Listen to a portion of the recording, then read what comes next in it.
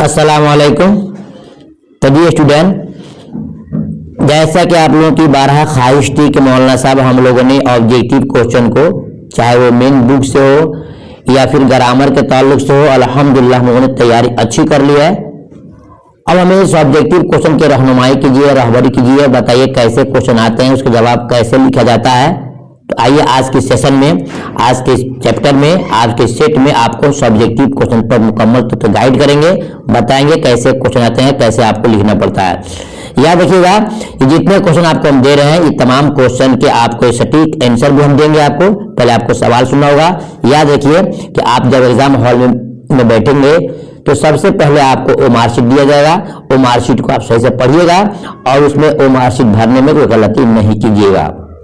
खासतौर से अपने रोल नंबर को, रोल कोड को भरने में कोई मिस्टेक नहीं कीजिएगा और भरने में जरा ख्याल रखिएगा कि गोला जो है मिलता है आपको ABCD 4 वाला, 4 जो, उसमें से आपको क्या करना है, नहीं छोड़ना है, नहीं आगे बढ़ाना है, नहीं पीछे करना है, बिल्कुल राउंड आपको सही से ब्लू या ब्लैक पेन से आपको भरना है, ठीक है। और बॉल पहनना चाहिए और जो पेन जो होता है दूसरे इस्तेमाल नहीं करना है, ग्रीन और रेड को इस्तेमाल नहीं करना है, बिल्कुल ब्लैक और ब्लू से आपको काम करना है, ठीक है। जब आप मुकम्मल तौर से अपने ओ मार्कशीट को भर लोगे, आपको क्वेश्चन दिया जाएगा। उसके बाद से आपको जो सेशन बी होगा उसमें आपको क्वेश्चन दिए जाएंगे। उस क्वेश्चन को आपको सही से समझना होगा कि कहां पर कितने क्वेश्चन का जवाब मांगा गया है, वो आपको ज्यादा समझना है। कुछ बच्चे होते हैं कि उतावला होकर के, जोश में आकर के क्वेश्चन को समझते नहीं है, जो आता है उसको भर देते हैं। नहीं, आपको ध्यान देना होगा स्टूडेंट, ध्यान दीजिएगा। इम्तिहान आपका, ये परीक्षा आपका हो रहा है, आपका टेस्ट हो रहा है कि कैसे आप सही मायने में पढ़ लिखे हैं या नहीं है। देखिए क्वेश्चन जितना जवाब मांगा जाता है, क्वेश्चन उतना ही दिया जाता है, जो मांगा जाता है जवाब भी उसका उतना ही देता है। मान के चलिए पूछा गया कि आपसे कि फलाने मुसन्निफ हुआ रहे तो कब पैदा हुए, तो आपको नहीं लिखना है कहाँ पैदा हुआ, आपको सिर्फ कभी लिखना है। कहीं पूछा गया कि कहाँ पैदा हुए तो आपको कहाँ बताना, ये जगह बताना होगा, आपको वहां पर कब पैदा हुए नहीं बताना होगा। मतलब यह है कि क्वेश्चन जितना जवाब उतना, आंसर उतना, सवाल जितना जवाब उतना, ठीक है। आइए देखते हैं सेक्शन बी में आपको जब मिलेगा तो सबसे पहले कॉपी क्या बीच में लिखेंगे, आप क्या सेक्शन बी लिख देंगे, जरूर लिखेंगे, ठीक है। या लिखेंगे ग्रुप बी, आप जरूर लिख देंगे, ठीक है। उसके बाद से सवाल आपको पढ़ना है। सवाल नंबर 1 में है दर्ज झैल, दर्ज झैल उन्वानक में से किसी एक पर आपको मजमून लिखना है, किसी एक पर आपको मजमून लिखना है। ये आपको सवाल लगा है। सवाल में क्या है, नंबर 1 ईद उल फित्र जिसको हम ईद कहते हैं, 2 लाइब्रेरी जो कुतुब खाना होता है जिसमें किताबें रखी जाती है, 3 में तालीम निस्वा, तालीम निस्वा मतलब होता है कि लड़कियों के तालीम दिलाना देना कैसा है, ठीक है। उस पर आपको अपने इजहार ख्याल करना है। और दाल में है कंप्यूटर, कंप्यूटर के फवायद क्या है, फवायद भी लिख सकते हैं, कंप्यूटर के इजाद भी लिखते हैं, इससे हमको क्या फायदा हुआ है, बहर क्या। इन तमाम में से किसी एक को आपको जवाब देना है, मैं उसका जवाब मैं आगे दूंगा। तालीम निस्वा पर मुकम्मल तौर से मैं आपको जवाब दूंगा, क्योंकि तालीम निस्वा जरा मुश्किल होता है लिखना बच्चों को। और ईद तो सब लिख सकते हैं, ईद में सुबह से उठ करके क्या करते हैं, किस तरह करते हैं, कहाँ जाते हैं, नमाज पढ़ते हैं, खाते हैं, खिलाते हैं, ये बातें आप लिख सकते हैं। वो बच्चे जो बिल्कुल वीक है, कमजोर है, बहर क्या ईद आसान है, इसलिए मैं आपको तालीम निस्वा पर मुकम्मल आपको जवाब दूंगा। सवाल नंबर 2 में देखते हैं। सवाल नंबर ये आपका 2 हो जाता है, क्या है, मंदजैल अशार में से किसी 2 अशार की आपको तशरीह करनी है। कौन कौन अशार है देखिएगा, आप यहां देख रहे हैं आप। रंज से खुवर हुआ इंसान तो मिट जाता है रंज, रंज से खुवर हुआ इंसान तो मिट जाता है रंज, ये आपका 1 हो गया। मुश्किलें इतनी पड़ी मुझ पे कि आसान हो गई, ये 2 जुमला मिलाकर के, ये 2 लाइन मिलाकर के एक जुमला होता है। 2 में है कि हम बांसुरी पर मौत के गाते रहे नगमा तेरा, ऐ जिंदगी रुतबा है बाला तेरा।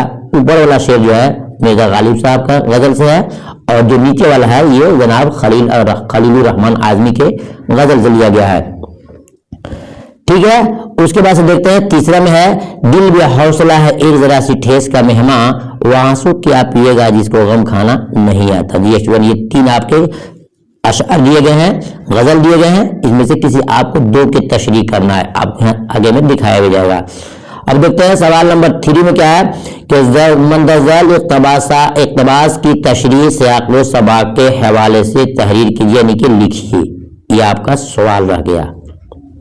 ठीक है, तो आपको करना क्या है, पहले सवाल को समझ लीजिए। कोई जरूरी नहीं है कि आपके इम्तिहान के बोर्ड के इम्तिहान में यही क्वेश्चन आएंगे, जो भी हो क्वेश्चन तो आपको मिलेंगे इस तरह के। तो मतलब यह है कि लिख रहा है मंदरजा झैल, यानी नीचे जो इबारत 4 लाइन दी गई है, देखिए 1 लाइन 2 लाइन 3 लाइन 4 लाइन, ये 4 लाइन की इबारत आपको दी जाएगी। यही नहीं, जो भी आ सकता है दी जाएगी, उसको आपको पढ़ना होगा। और कह रहा है कि सियाको सबाक के हवाले से, सियाको सबाक मतलब क्या होता है स्टूडेंट, सोचिएगा सुनिएगा। सियाको सबाक मतलब है कि इसके आगे और पीछे क्या है। तो सबसे पहले आपको करना क्या है, ये लिखना होगा कि ये इबारत जो है, जो इबारत ये 4 लाइन में दी गई है, ये इबारत किस सबक से, आपको लिखना होगा कि ये फलाने सबक से इबारत ली गई है, ये इबारत फलाने सबक से ली गई है। और ये कहा कि इस सबक के लिखने वाले कौन है। ये दो आपको बहुत इंपॉर्टेंट है कि किस सबक से इबारत ली गई है और इसके लिखने वाले कौन है, और इसके अंदर बताने की कोशिश मजमून निगार ने क्या किया है, यह आपको लिखना होगा। यानी कि इससे पहले की क्या बातें हैं, बाद में क्या बातें हैं, ये सारी बातें इसके अंदर से आपको लिखना होगा। ठीक है, अब देखते हैं सवाल नंबर 4 में। सदर मुदर्रिस के नाम एक खत लिखिए। सदर मुदर्रिस लिखा है। सदर मुदर्रिस जो है ना, ये मदरसे में आते हैं। सदर मुदर्रिस को हम क्या बोलते हैं जानते हैं, हेडमास्टर बोलते हैं, प्रिंसिपल बोलते हैं। तो जो सवाल दिया है वही आपको वहां छापना है कि जनाब काबिल एहतराम सदर मुदर्रिस साहब, जैसे लिखते हैं हेडमास्टर साहब, तो हेडमास्टर के जगह पे आपको सदर मुदर्रिस लिखना होगा, अगर आपको लिखना है तो। ठीक है, और क्या लिखा है, लिख करके अपनी मजबूरी बताते हुए फीस माफ करने की गुजारिश कीजिए। क्या आपकी क्या मजबूरी है, आपने तैयारी किया होगा, वो आपको वहां लिखना होगा। और उसके बाद से अगर आप लिखना नहीं चाहते हैं कि हम दूसरा लिखें, तो इसको छोड़िए, लेकिन जवाब नंबर 4 लिख करके या तो वो लिखिए, नहीं तो फिर लिखिए जवाब नंबर 4 और या जरूर लिखिएगा। आप ये या लिख दीजिएगा ताकि एग्जामिनर समझ जाए कि बच्चा वो नहीं लिख करके निकल लिखा है। इसमें क्या है, आपके दोस्त के वालिद इंतकाल कर गए, उसे एक ताज़ियती खत लिखिए और सब्र की तलक़ीन कीजिए। मेरे समझ से ऊपर से अच्छा आसान नीचे वाला है। इसमें क्या लिखाएगा, मोहतरम जनाब मेरे दोस्त साहब, अस्सलाम वालेकुम रहमतुल्लाहि व बरकातहू, मैं खैरियत से हूँ, उम्मीद कि आप भी खैरियत से होंगे। किसी जरिए से मालूम है कि आपके वालिद साहब इस दुनिया फानी से रहलत फरमा गए, यानी आपका वालिद साहब का इंतकाल हो गया। खैर की बात नहीं है, हर इंसान को एक दिन मरना है। खुदा से मेरी दुआ है, आपके वालिद साहब बहुत नेक थे, अल्लाह उनको जन्नत के फिरदौस में जगह दे, उनके कब्र की तमाम परेशानियों को दूर करे, अल्लाह आपको आपके घर वालों को सब्र की तौफीक दे। और कोई बात नहीं है, हर आदमी को जाना है, एक दिन हम भी जाएंगे, आप भी जाएंगे, बस उनके लिए दुआ खैर कीजिए। ये तमाम बातें लिख करके अपने दोस्त को सब्र की तलक़ीन देना है, बस आपका लेटर पूरा हो जाएगा। ठीक है, दो में से कोई एक आपको लिख देना है। अब देखते हैं सवाल नंबर 4 में कि मंदर झैल, यानी कि झैल में होता है नीचे, झैल में नीचे, दर्ज झैल सवालात में से सिर्फ 5 के मुख्तसर जवाब आपको लिखना है।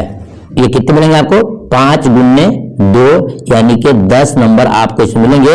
आपको सिर्फ 5 का जवाब देना है और क्वेश्चन आपको दिया जाएगा 10। कितना जाएगा, 10। 10 में से जो जो इजी हो, जो आसान आपको लगता है, आपको सटीक कोई जवाब लिखना है। देखिए सवाल में क्या लिखा है, सवाल नंबर 1 में लिखा है सलाम बिन रज़ाक के 3 अफसानवी मजमूए का नाम लिखिए। सलाम बिन रज़ाक के। 2 में है मौलाना आजाद साहब की 3 किताबों का नाम लिखिए, ये 2 हो गया। तीसरे में क्या है, अहदी और अहदी के फर्क को वाजे कीजिए कि अहदी किसे कहते हैं और अहदी किसे कहते हैं। अल्हम्दुलिल्लाह तमाम स्टूडेंट को पढ़े होंगे, जानते होंगे। चौथा में क्या है, उर्दू के पहले मरसिया का नाम बताइए। और 5वें में है गालिब ने अपने खुतूत में कौन सा अंदाज बयां अपनाया है, तीसरा उन्होंने लिखा है। ये आपके 5 क्वेश्चन हो रहे हैं। फिर उसके बाद से देखेंगे आप 6 मिलेगा आपको क्वेश्चन नंबर, उसी का आपको 6 मिलेगा। वजीर आगा के 2 इंशाइयों के 2 मजमुओं के नाम लिखिए, इनकी 2 किताब के नाम लिखना, जो इंशाइया है। 7 में है ख्वाजा हसन निजामी की 2 किताबों का नाम लिखिए। और 8 में है राजेंद्र सिंह बेदी की वफात कब हुई और कहाँ हुई, डेट ऑफ बर्थ लिखना है और जगह लिखना है। ठीक है, और आपको 7 के बाद 8 हो गया। 9 में है अमन और जमहूरियत एक सिक्के के 2 पहलू हैं, जयप्रकाश नारायण कैसे इस नतीजे तक ले जाते हैं, यह आपको नंबर नहीं होता है। 10 में है दास्तान बागो बहार में सुलेमानी सुरमे की क्या खूबी थी। जी स्टूडेंट, ये 10 क्वेश्चन हो गए। 10 क्वेश्चन में से आपको सिर्फ 5 का जवाब देना है। मैं इंशाल्लाह मैं 5 में 8 का जवाब मैं आपको देकर दिखाऊंगा, इंतजार कीजिए। आगे देखिए, लिखता है सवाल नंबर 6 में। सवाल नंबर 6 में क्या है, दर्ज झैल सवालात, दर्ज झैल सवालों में से किसी 3 के जवाब देने आपको है। ये 3 गुणे 5 है, यानी कि 15 नंबर इसमें आपको मिलेंगे। हर सवाल के आपको 5 नंबर मिलेंगे। सवाल नंबर 1 में है कि अहमद जमाल पाशा ने खाना बदोश को जिंदगी कुम्हार क्यों कहा है। बहुत आसान क्वेश्चन है, हमने अपने बच्चों को बहुत प्रेम से इसको पढ़ाया है। 2 में है अली सरदार जाफरी ने मौत की आमद से पहले का मंजर किस तरह पेश किया। अल्हम्दुलिल्लाह, ये भी हमने सिखाया बच्चों को। 3 में है पलिया से क्या मुराद है। अरबी और हिंदुस्तानी जबानों में कैसे इस्तेमाल किया जाता है इसको। 4 में है मादे तारीख किसे कहते हैं। स्टूडेंट, बहुत सारे स्टूडेंट नहीं जानते होंगे, अगर ये इम्तिहान में आ जाए याद रखिएगा कि मादे तारीख किसे कहते हैं। मादे तारीख उसे कहते हैं कि जिस मजमून को देखकर, जिन किताब को देख करके किसी के डेट ऑफ बर्थ निकलता हो, उनकी पैदाइश के वक्त निकलता हो, मौत का साल निकलता हो, और जो कोई खास कारनामे किए हैं उसका डेट ऑफ बर्थ निकल जाता है, उसको मादे तारीख कहते हैं। ठीक है। सवाल नंबर आपका 5 में है अफसाना प्रॉमिस में जिलानी बानो के मुताबिक अम्मू के दुखी रहने की वजह क्या।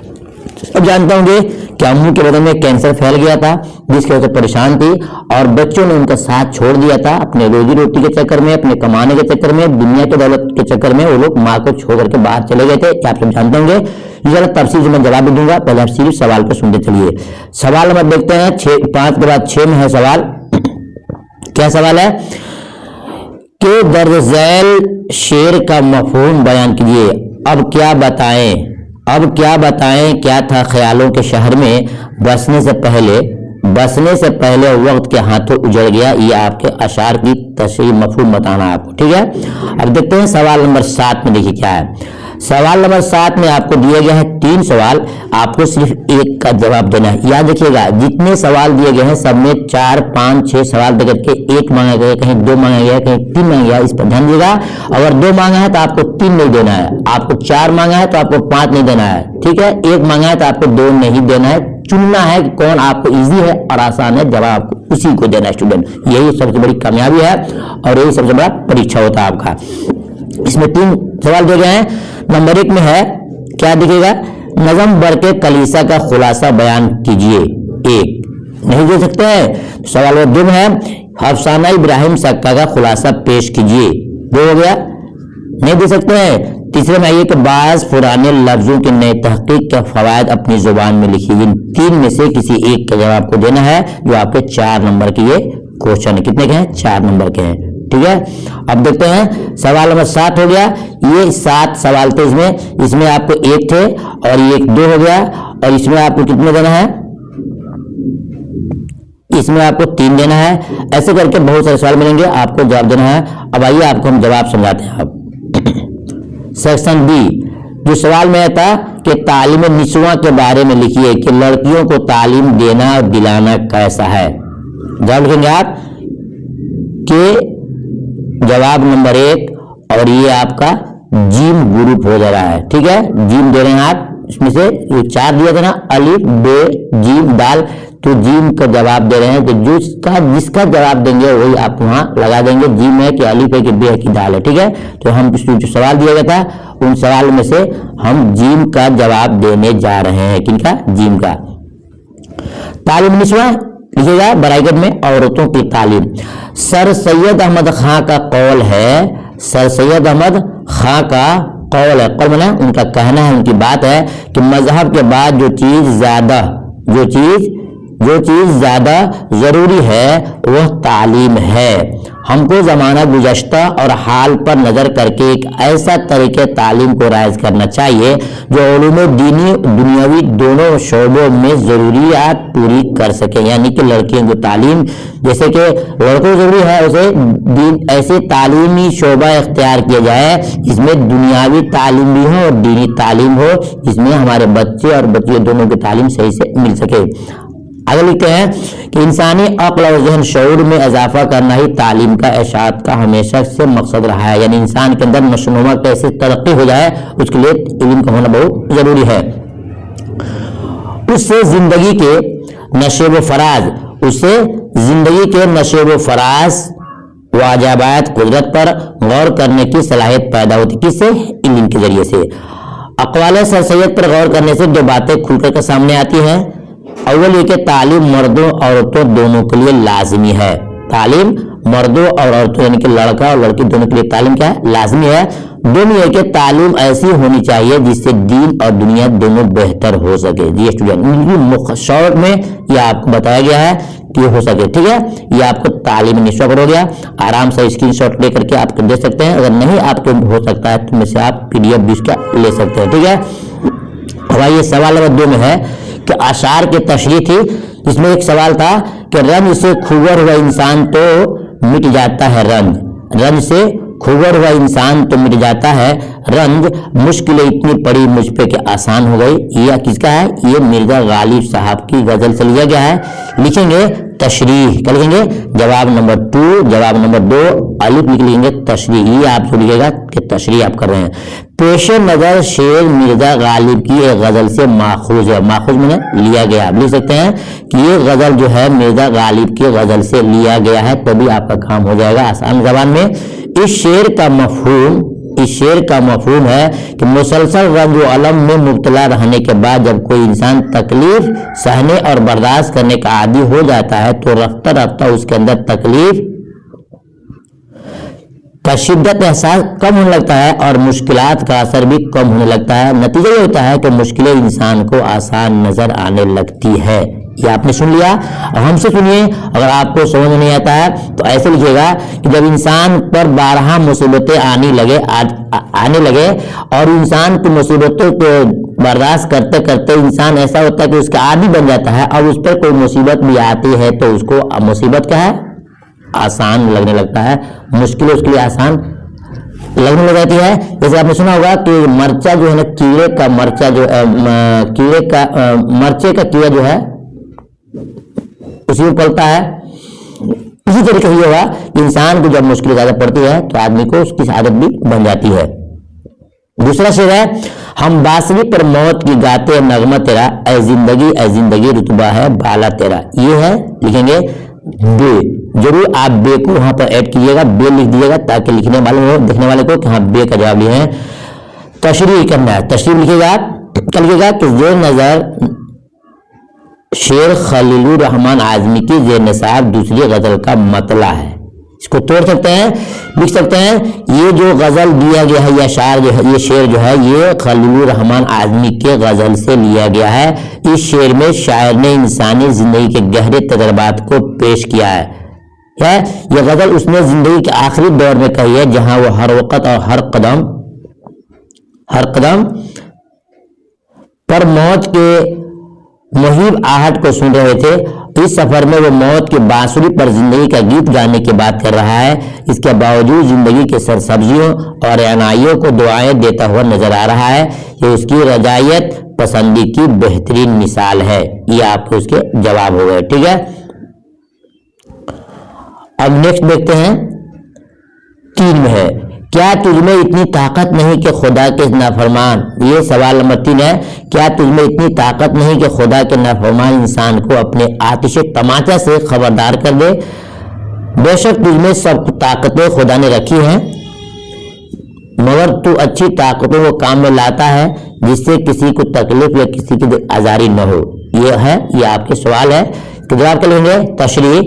पेशे नजर इक़्तिबास ख्वाजा हसन निज़ामी के मजमून मिट्टी के तेल से माखूज, यानी कि माखूज में उससे लिया गया है। ये इक़्तिबास मजमून के आखिरी हिस्से से लिया गया, आप खोल कर देख सकते हैं। इस इक़्तिबास में ख्वाजा हसन निज़ामी ने वाज़ाना अंदाज यानी कि तकरीर के अंदाज में अख्तियार किया है और उनके मज़ामीन और तहरीरों का खास अंदाज है जिसमें वो बात में बात पैदा करके तबलीग व इस्लाह का कोई न कोई पहलू तलाश कर लेते हैं। चुनांचे मिट्टी के तेल के मुखातब करते हुए फरमाते हैं कि तू इतना बेगर्ज और बेताल्लुक क्यों है?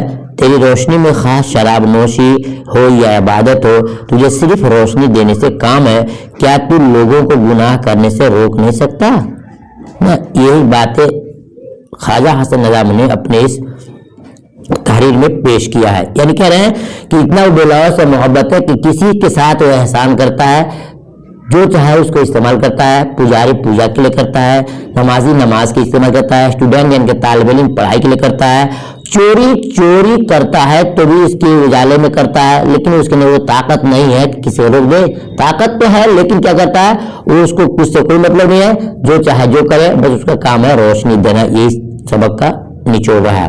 अब देखते हैं सवाल नंबर 4। सवाल नंबर 4 में है फीस माफ कराने के लिए सदर मुदर्रिस को दरखास्त लिखिए। सदर मुदर्रिस मतलब हेडमास्टर को, प्रिंसिपल को, ठीक है। तो क्या लिखेंगे, बखिदमत जनाब प्रिंसिपल साहब मुस्लिम स्कूल पटना सिटी, यानी कि जहां स्कूल है जहां आप एप्लीकेशन दे रहे हैं, लेटर लिखे हैं और स्कूल का आपको नाम लिख दे रहा है, उस जगह नाम लिखना है। लिखना जनाब आली, गुजारिश खिदमत आलिया में ये कि मैं आपके स्कूल का दर्जा 12th का एक यानी कि 12वीं जमात एक तालिब इल्म हूँ। एक नोट्स के जरिए हम लोगों से दरखास्त बराए माफी फीस तलब की गई है। मैं भी मुस्तहिक हूँ और तालिब मदद हूँ। मैं हमेशा अपने दर्जों में अव्वल आता हूँ और तमाम मज़ामीन में अच्छे नंबर हासिल करता हूँ। मेरे वालिद एक बहुत ही कलील तनख्वाह वाले ओहदे पर मकामी हाई कोर्ट में मुलाजिम हैं। हम सब भाइयों बहनों के अलावा हमारे वालिद के सर उनके ज़ईफ़ा माँ बेवा फूफी उनके 2 मासूम बच्चों की परवरिश भी है, लिहाजा हम लोग निहायत गरीब गुर्बत में जिंदगी बसर कर रहे हैं। उम्मीद है कि मेरे हालात को मद्देनजर रखते हुए मेरी फीस माफ फरमाएंगे और मुझे शुक्रिया का मौका अनायत फरमाएंगे। नीचे लिखेंगे आपका फरमाबरदार शागिर्द मोहम्मद जीशान, दर्जा 12th, रोल नंबर 5। देखिए ये आपने इसे सुन लिया, ये आपकी किताबी जुबान में है, मैं आपको आसान जबान में समझाता हूँ। मुख्तसर लिखेगा कि जनाब प्रिंसिपल साहब, हेडमास्टर साहब, सदर मुदर्रिस साहब, अस्सलाम वालेकुम जरूर लिखिएगा। लिखना जरूरी यह है कि मैं आपके स्कूल के 12वीं जमात का एक तालिब इल्म हूँ। अगर लड़की लिखेगी कि मैं तालिबा हूँ, तालिबा तो अलियता लाम बेहजर छोटकी थे, मैं तालिबा हूँ और मेरी वालिद साहब की माली हालात अच्छे नहीं हैं और एक मामूली एक किसान है, यह बोलिएगा मामूली एक काम करने वाले हैं और मेरे वालिद साहब के पास मेरे अलावा मेरी बूढ़ी माँ भी है और मेरे 2-3 भाई बहन हैं जिनके खर्च की जिम्मेदारी मेरे वालिद साहब के ऊपर है। इस सूरत में मैं आपके स्कूल का फीस भर नहीं सकता हूँ, फीस अदा नहीं कर सकता हूँ या फीस अदा नहीं कर सकती हूँ। लिहाजा आपसे गुजारिश है मेरे वालिद साहब के माली हालात को ध्यान रखते हुए, ख्याल रखते हुए हमें स्कूल के फीस माफ करने की इजाज़त दी जाए, आपकी बहुत मेहरबानी होगी, है ना। आपका फरमाबरदार शागिर्द या लिखेंगे आपके फरमाबरदार शागिर्द, ठीक है। लड़की लिखेगी शागिर्द, लिख के दिखा दे रहा हूं आपको। लड़का लिखेगा शागिर्द, लड़की लिखेगी शागिर्द, ठीक है। ये लड़की लिखेगी, ठीक है, और लड़का लिखेगा शागिर्द, ठीक है। नीचे में अपना नाम लिखिएगा, जी चाहे तो अपना ओरिजिनल नाम लिखिएगा, जी चाहे कोई भी नाम डाल सकते हैं। एक दिखाना है कैसे आप मजमून लिखते हैं और नीचे अपने क्लास और रोल नंबर लिखिएगा। रोल नंबर आपका परफेक्ट हो तो भी सही है और अनपरफेक्ट हो तो भी सही है, कोई बात नहीं है। बस आपको खा कर दिखाना है अपने हेडमास्टर को, अपने प्रिंसिपल को, ठीक है। मेरे ख्याल से मेरी बात को आसान जबान में आप समझ गए होंगे, ठीक है। वीडियो अच्छी लगी होगी तो वीडियो को लाइक जरूर कर दीजिएगा और दोस्तों में शेयर कीजिएगा। इम्तिहान का मौका है, वो भी देख लेंगे तो उनको भी फायदा होगा। जब बढ़ते हैं सवाल नंबर 5 की तरफ। सवाल नंबर 5 में क्या है, सवाल नंबर 5 में आपको दिया है कि सवाल नंबर 5 आप पढ़ेंगे तो उसमें आपको लिखा होगा मंदरजैल सवालों में से सिर्फ 5 के आपको जवाब देना है। स्टूडेंट कितने का? 5 का जवाब देना है। अब कौन सवाल है उसमें दिखा किताब सवाल में दिया, ऊपर में हमने दिया था कि सलाम बिन रजा के 3 अफसानी मजमूओं का नाम लिखिए। एक सवाल, तो सवाल नंबर 1 में जो दिया है कि सलाम बिन रजा के 3 अफसानी मजमूओं का नाम लिखिए, तो क्या है इब्राहिम सक्का, ये आपका 1 हो गया। शिकस्ता बतों के दरमियान 2 हो गया और तीसरा है नंगी दोपहर के सफाई। ये तीनों उनको क्या है अफसानी मजमूए का नाम है, ये आप लिख सकते हैं। और जवाब से आपको 5 देना है। कितना देना है? 5 देना है। ये आपको यहाँ आपको एक हो गया। दो में कि सलाम मौलाना अबुल कलाम आजाद के 3 किताबों के नाम। किताब नंबर 1 गुबार खातिर, 2 इंडियन ओशन फ्रीडम, 3 तर्जुमान कुरान। हो गया आपका, ये 2 सवाल आपको सॉल्व हो गए। तीसरा में है अहदी और अहदी के माना फरमाना है। तो अहदी के माना होता है सुस्त और काहिल। अहदी माना सुस्त और काहिल, और अहदी के माना होता है अकेला। बोलते हैं ना कुल हुवल्लाहु अहद, कुल हुवल्लाहु अहद, अल्लाह एक है। तो अहद के माना होता है अकेला और एक। ठीक है, सवाल नंबर आपका 4 में है कि उर्दू के पहले मरसिया का नाम बताइए। तो उर्दू के पहले मरसिया का नाम क्या है? नौसरेहार। क्या है? नौसरेहार। ये आपके 4 क्वेश्चन हो गए। 5वें में है कि गालिब ने अपने खुतूत में कौन सा अंदाज बयान किया है। आपने क्लास 10th में पढ़ा होगा कि गालिब ने अपने खुतूत में एक नया तर्ज तहरीर अपनाया है। उन्होंने कहा था कि मैंने मुरासला को मुकालमा बनाकर के पेश किया है। उन्होंने खुद कहा है कि मैंने एक ऐसे अंदाज तहरीर किया है और मुरासला को मुकालमा बना दिया। मुरासला होता है कि लिखी हुई चीज को हमने ऐसे अंदाज में पेश किया है कि ऐसा लगता है कि आदमी आपस में बातचीत करता हो। मुकालमा कहते हैं बातचीत करने को। जी इन्होंने यह अंदाज पेश किया है कि मुरासला को उन्होंने मुकालमा के अंदाज में पेश कर दिया है। ठीक है, अब आगे देखते हैं। 5 मांगा गया था, हमने आपको 5 के अलावा और भी दिया है, दिखेगा। सवाल नंबर 6 में था कि वजीर आगा के 2 इंशाइयों के 2 मजमू का नाम लिखिए। यहाँ लिख दिया गया है वजीर आगा के, एक है दूसरा किनारा और दूसरा है चोरी से यारी तक। उनके 2 इंशाइयों मजमू के ये नाम है, दूसरा किनारा और चोरी से यारी तक। ठीक है, अब सवाल नंबर 7 में दिया था कि ख्वाजा हसन नजामी की 2 किताबों का नाम। तो एक है क्या? सिपारा दिल, और दूसरा है नजाम बनसरी। जी स्टूडेंट, ये आपको मजीद सिखा रहा हूं, शायद हो सकता है आपको याद करने में आसानी हो। उसके बाद सवाल नंबर 8 में दिया था कि राजेंद्र सिंह बेदी की वफात कब और कहां हुई। जी स्टूडेंट, याद रखना है कि दोनों पूछ रहा है कि कब और कहां हुई। याद रखिएगा, राजेंद्र सिंह बेदी की वफात कब और कहां हुई। तो देखिएगा यहाँ लिखा हुआ है राजेंद्र सिंह बेदी की वफात 11 नवंबर 1984 को मुंबई में हुई। ये आपको हमने जवाब मांगा था। 5 क्वेश्चन दिया है 10, और हमने आपको 8 दिया है ताकि आपको जो आसान हो उसको याद कर लें। नोट्स बनाने काफी आपको फायदा होगा। जी स्टूडेंट, आगे बढ़ते हैं। सवाल नंबर आपका 6 आ रहा है। अहमद जमाल पाशा, सवाल में है कि दर्जैल उन्वात में से किसी 3 सवालों के जवाब लिखिए। 3 गुने 5 ये आपको दिखाया जाएगा सवाल में, यानी कि ये आपके 15 नंबर के क्वेश्चन है। ठीक है, तो आपसे 3 मांगा गया है। देखिए मैं दिखा रहा हूं। सवाल नंबर 1 में अहमद जमाल पाशा ने खाना बदोश को कुम्हार की जिंदगी कहा है, क्यों और कैसे। तो जवाब देंगे कि अहमद जमाल पाशा ने खाना बदोश की जिंदगी कुम्हार इसलिए कहा है कि उनका घर बच्चों के घरौंदों की तरह होता है। जो बच्चे छोटे देखते हैं ना, घरों में बच्चे बाहर में खेलते हैं तो मिट्टी का घर बनाते हैं, थोड़ा खराब हुआ फिर उसको तोड़ देते हैं, फिर बनाते हैं।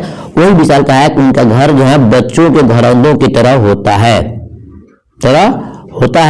जिस तरह बच्चे घरौंदे बनाते हैं और जरा से खराबी नजर आती है तो उसे तोड़ देते हैं, फिर दूसरा घर बना लेते हैं। खाना बदोशों की मिसाल भी कुछ इसी तरह है कि अपनी अमली जिंदगी में अपने आरजी घरों की परवाह के बगैर एक जगह से दूसरी जगह जाकर जिंदगी को नई शक्ल दे देते हैं। जी स्टूडेंट, आपने सुन लिया कि जिस तरह बच्चे अपने घरों को बनाते हैं, मिटाते हैं, खत्म करते हैं, इस तरीके से। और इस तरह के कुम्हार जो है कोई बर्तन बनाता है, बर्तन बनाने में थोड़ी सी कजी आई टेढ़ापन है तो उसको तोड़ देता है, फिर मिट्टी को मिला करके फिर अब से बनाता है। वैसे ही खाना बदोश की जिंदगी है कि कभी इस जगह है, यहाँ कोई तकलीफ हुई, अपने सामान को उठाया, पड़ाव उठाया और दूसरे बस्ती में पड़ाव डालते हैं, इसलिए कहा गया खाना बदोश की जिंदगी बच्चों के घर की तरह है या कुम्हार की जिंदगी की तरह। जी स्टूडेंट, ठीक है। अब नेक्स्ट देखते हैं कि एक हो गया। दूसरा में है अली सरदार जाफरी ने अपनी जेर नसाब नजम मेरा सफर में मौत की आमद से पहले के क्या मंजर पेश किया है। तो सवाल जवाब होगा कि अली सरदार जाफरी ने अपनी नसाब की किताब सबक नजम मेरा सफर में मौत से पहले की मंजर कशी इस तरह की है कि वह बिल्कुल हकीकी नजर आती है। ये स्टूडेंट, हकीकी नजर आती है। उस शेर के शक्ल में उन्होंने कहा है कि जब मौत का वक्त करीब होता है तो सबसे पहले मरने वाले की आंखें बंद हो जाती है। क्या होती है? आंखें बंद हो जाती हैं, हो जाएंगी, हाथों के कवल मुरझा जाएंगे और जबान के फूल से बोलने की ताकत खत्म हो जाती है और फिर आवाज की तितली उड़ जाती है, यानी कि आवाज भी आना बंद हो जाता है। ये तमाम चीजों को अली सरदार जाफरी ने अपनी सबक मेरा सफर नज़म के अंदर पेश किया है। ये आपके जवाब नंबर 2 हो जाएगा। ठीक है, अब देखते हैं 3। आपसे 3 मांगा गया है, तो सवाल नंबर 3 में था, क्या था कि हमारे हिंदुस्तानी तहजीब में कलिया कोरमा आम खाना और रोजमर्रा के इस्तेमाल में है। कलिया के बजाय तो शक्ल तो अरबी है, लेकिन इसका माना अरबी नहीं है। अरबी में उसकी शक्ल कलिया हो सकती है, जो कली से बना है। कली फेल है, जिसके माना भूनना क्या है। इस तरह भुने हुए गोश्त को कलिया भी कह सकते हैं। ये आपके जवाब हो गए। इसके अलावा जो आप जवाब चाहते हैं उसका जवाब आप दे सकते हैं। जैसे बताया था आपको कि एक मादा तारीख इसके बारे में है, और अफसाना परवेज जिलानी बानो के मुताबिक अम्मू दुखी रहने की वजह क्या है, ये भी आप जानते होंगे कि उनके बदन में कैंसर फैल गया था, बच्चों ने साथ देना छोड़ दिया था, वो बाहर चले गए थे। ये बिल्कुल आसान जवाब है। क्वेश्चन नंबर आपका 5 के बाद बहुत आसान था, ये आराम से इसको आप लिख सकते हैं। ठीक है स्टूडेंट, अब नेक्स्ट देखते हैं। ये हो गया आपको, ये तमाम चीजें थे जो आपको दिया गया। उसके बाद एक और क्वेश्चन है, सवाल नंबर 7 में है कि नज़म में किसी एक का जवाब लिखिए। वो क्या है? नज़म बर के कलीसा के खुलासा लिखिए। या फिर लिखा गया था सवाल नंबर 2 में कि अफसाना इब्राहिम सक्का के खुलासा लिखिए। तीसरा में है कि बाज पुराने लफ्जों के नए तहकीक के फवायद को अपनी जबान लिखिए। चौथा दिया है तारीख गोई को अदबी तारीख अहमियत पर एक नोट कीजिए। 4 क्वेश्चन दिया है, एक लिखना है। मैं अल्हम्दुलिल्लाह आप स्टूडेंट को जो हमारे ऑफलाइन पढ़ते हैं या ऑनलाइन पढ़ते हैं, हमने उनको नज़म बर के कलीसा खुलासा सिखाया है, इब्राहिम सक्का को सिखाया है। ये 2 में से एक आपको लिखना है। सवाल दिया है 4 और आपको 1 लिखना है। आसानी से आप उसको लिख सकते हैं। और आपसे मेरी गुजारिश है कि हमारी खिदमत आपको अच्छी लगी हो तो वीडियो को जरूर शेयर कीजिएगा। और इंशाल्लाह फिर अगर वक्त मिला तो मैं आपको 1 से 2 सेट और दूंगा सब्जेक्टिव क्वेश्चन का। अगर आप ख्वाहिश जाहिर करेंगे, कमेंट में बताएंगे, तब तक की इजाज़त दीजिए। अल्लाह हाफिज़।